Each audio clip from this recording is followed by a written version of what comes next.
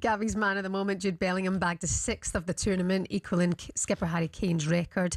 And get this, the Real Madrid superstar is the first player since Diogo Maradona in 1986 to score back-to-back braces in the World Cup knockout stages.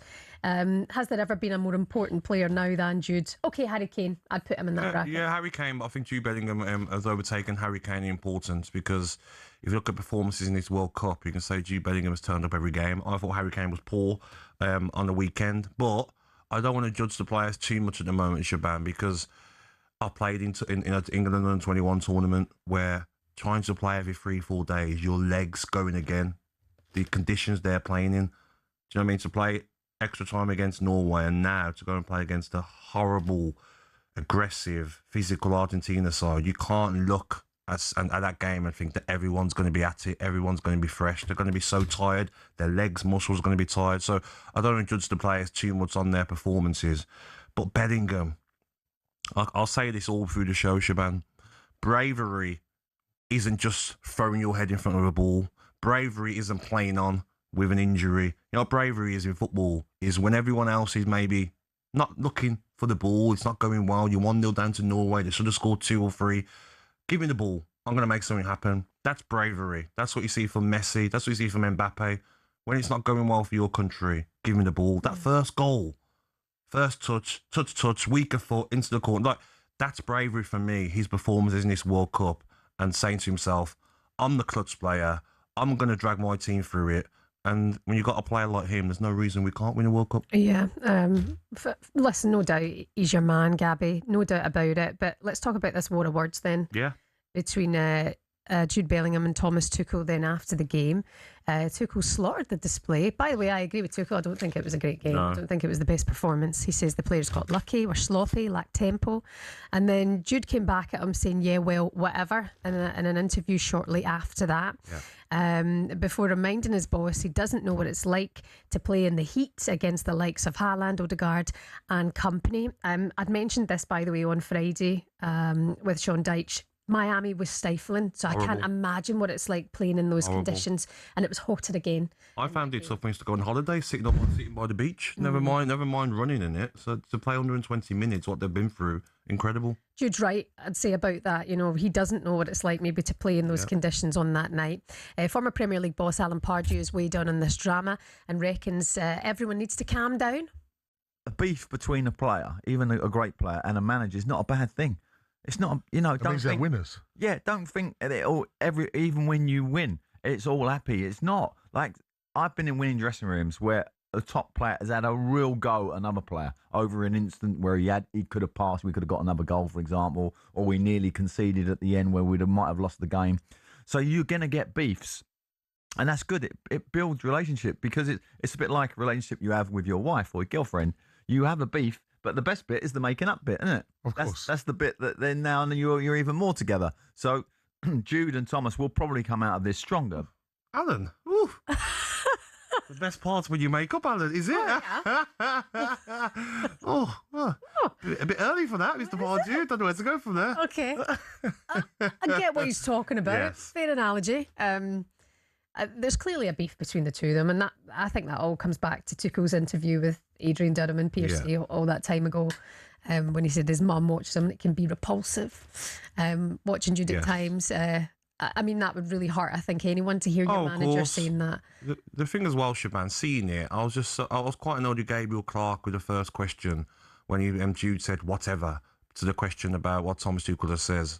Why do you have to answer that question? I know in the media we look for headlines and stuff, but after a game like that, incredible performance from Bellingham, you got through to a semi-final, the first question should be, how exhausting was that? You look shattered. What a shift. How proud are you about the mentality of these players? Even his interview with Thomas Tuchel after the game, and he said mentality, and Thomas Tuchel's like, mentality? What are you talking about? It's like some of the questions were very strange in his interviews. Let's be happy that we were through to a semi-final.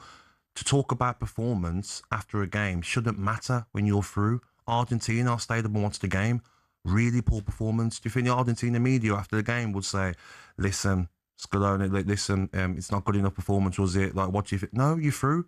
We analyse the performance maybe a couple of days later. Today, for instance, we'll say, okay, this is where we need to be careful against Argentina. This is what we've done wrong. But after a game, positivity, and you throw that negative comment about what a manager says, but you haven't told Bellingham everything positive that the manager said.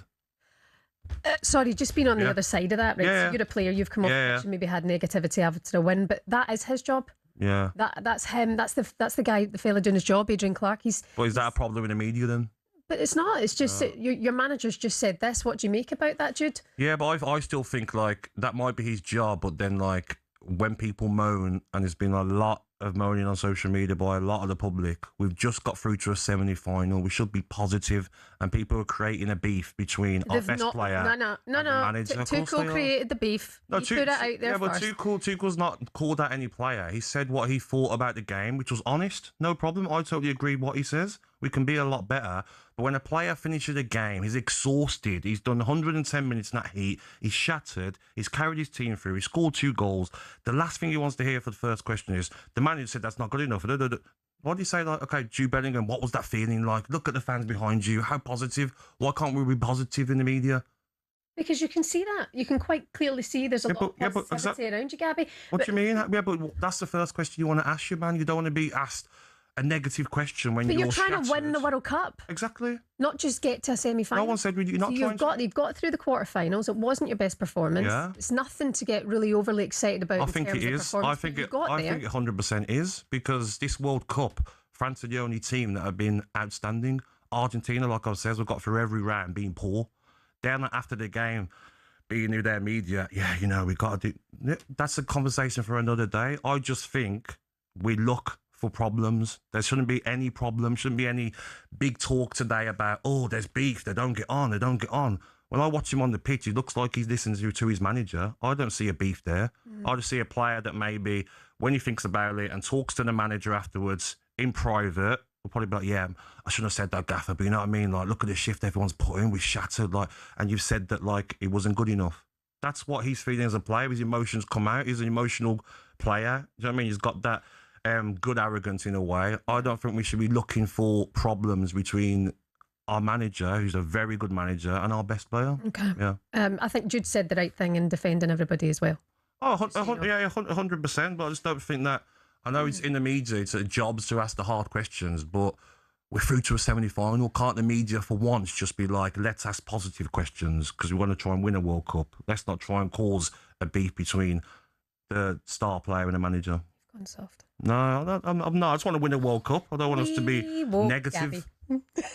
Whatever. Some of us want to cause a beef and put the player down. And some people didn't want him there.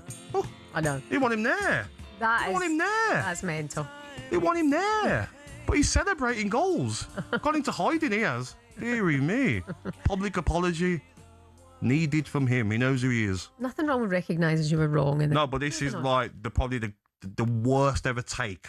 I've had bad takes, but this is the worst ever take, probably the last 50 years by this guy. Who are you talking about? I don't want to say his name. Doesn't deserve his name to be said, but what did they say? The whole country is on him. Journalist who said that Jude Bellingham should stay at home after that interview. Oh, right. Said Jude Bellingham shouldn't be going to the World Cup. Incredible statement. Yeah. Dear Lord. That's a clanger. Dear Lord. Morning. We went out when Scotland went out. Everybody wasn't there. You're listening to World Cup Breakfast Show here on talkSPORT. My name is Shebahn, Aherne. Gabby Agbonlahor is here, and it's all about the brilliance of Jude Bellingham this morning, celebrating his brilliance on the pitch. And what do we make of those comments after the game as well? Bellingham had responded to Tuchel's criticism of the performance, saying maybe he doesn't know what it's like to play in these conditions against players like Haaland, Odegaard and Sorloth, etc. That's not an easy team to play against. We can head to the phone lines now. We can get your thoughts this morning. 03717 223344 is the number if you want to have your say on this subject this morning here on talkSPORT. We've got Graham with us now. Morning, Graham. How are you today? Happy Monday. Graham. I'm good, thanks. I'm good. I want to say I agree with Gabby. I really do. I think the interviewer who interviewed Tuchel after the game, when he then spoke to Bellingham, he kind of condensed what Tuchel had said down to like a rage-bait soundbite. And that's what Bellingham responded to. He wasn't really responding to actually what Tuchel had said, because he said a lot more than that. So he didn't get the context. And then Bellingham just sort of said what he said, which I think I would be inclined to say that as well. But it just sums up, it's so much negativity after games from the media. Tuchel has got to be critical. That's his job as a coach. He's got to then fire them up for the next game, point out absolutely right. But I don't know, I just think sometimes we treat the England team different to any other, like in the Premier League. If a team has an off game but wins, we say, oh, well, that's a sign of the great team. They can win ugly. Even when they're not playing at their best, they get a win. That's because they're a great team. But when it's England, we have to pick on the minutiae of every flaw instead of actually, come on, let's just get behind the team and dig them up. Yeah. Okay, Graham. Well, thank you so much for your call this morning. We, Graham, completely agree with you there, Gabs, that there should be no negativity mentioned. I just haven't seen a lot of negativity.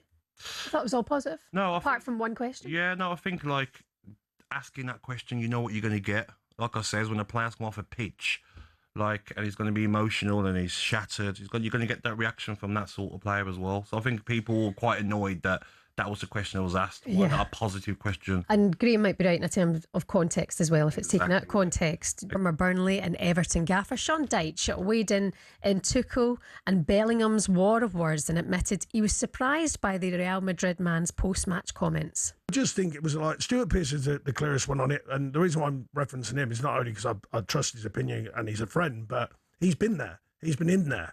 So if he's saying, you know, look, I just don't think it's a helpful thing. Well, he's been in them camps. He's played in them big games with England. You know what I mean? So I just think from the outside looking, I would just say I was surprised. That was all. But we've got to remember, this is a guy, whatever you think, is doing the business. Yeah. Without a shadow of a doubt. If you talk the talk, you've got to make sure you back it up. And that's something Jude Bellingham's doing. Both are, by the way. Both are. Sure. I should say both. The manager is, and his staff and all that, but the manager's the one who has to, you know, the win and lose always ends up with the manager. But the players are as well, and Bellingham certainly is. So, you know, with a bit of leeway on that. Yeah. These guys are top operators, and they are operating at the top level. Gabby, are you concerned that the media could turn on Jude if it doesn't go your way on Wednesday? Because we've seen that from them in the past. Yeah. We can't have that again. No, listen, I've seen it in the past so many times with players, but I don't see they will. I think his performances in this World Cup, 6 goals, 1 assist, incredible performances. Without him, we'll be out of the World Cup. So whatever happens from now on to the end of the World Cup, I don't think they'll turn on him. I hope not. Do you think maybe perhaps Jude Bellingham did undermine Thomas Tuchel? That's the thoughts of Stuart Pearce. He said that. Yeah, I disagree with Pearce on that. I feel that like Pearce has been there, and he will know that you are emotional after the game. You are tired after playing in those conditions, 110 minutes. You're gonna maybe sort of have your back up when you hear that, like, oh, manager's moaning. And those conversations, by the way, would have happened in the change room as well. I've seen that so many times. I've had arguments in managers in the changing room where you disagree on stuff. Like Bellingham, should he have done it? Probably not. But I'm sure himself and the manager would have made up and spoke about it already. No problem. You're passionate. I'm passionate. Let's go and win then on Wednesday. Yeah, that's what you want to feel.